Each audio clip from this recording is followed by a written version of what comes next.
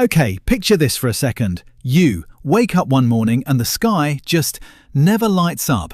No sun, no blue, just this thick grey haze stretching out as far as you can see. And ash is falling non-stop, kind of like snow, except this snow never melts. Now here's the thing, that didn't last a few days, it lasted years. And no, this isn't some sci-fi movie plot, this actually went down 74,000 years ago.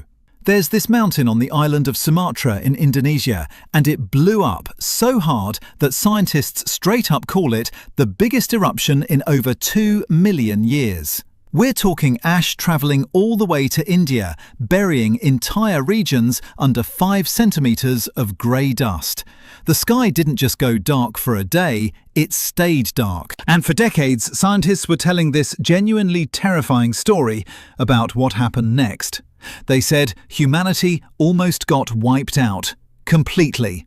Like we're talking maybe 3,000 to 10,000 people left alive on the whole planet.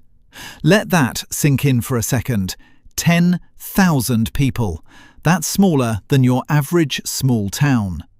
And yet, every single one of the 8 billion people alive today all traced back to that tiny group.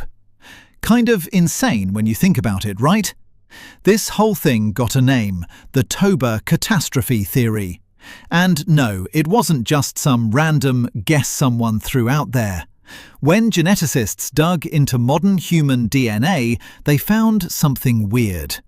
At one point in history, human genetic diversity just shrank. Hard, like a huge, wide river suddenly getting squeezed down into this tiny little stream, before eventually opening back up again. And guess what lined up almost perfectly with that moment? Yep, the Toba eruption. The timing was so clean that for years this became the story. It was in documentaries, it was in textbooks, it came up in basically every conversation about how close we came to just not existing. But here's where it gets interesting, because the story doesn't actually end there. See, more recently, scientists decided to stop theorizing and actually go dig for hard evidence. Not just numbers on paper, actual proof in the ground. And what they found? It kind of blew everyone's mind. Over at Lake Malawi in Africa, an area that took a serious hit of ash from Toba, researchers pulled soil samples layered year by year, sometimes just a few years apart, right through the exact window when the eruption happened. They wanted to know, did plant life and wildfires go crazy during that time? The answer? Barely anything changed. Forests stayed green. There was zero sign of this catastrophic volcanic winter everybody had been picturing. And it doesn't stop there.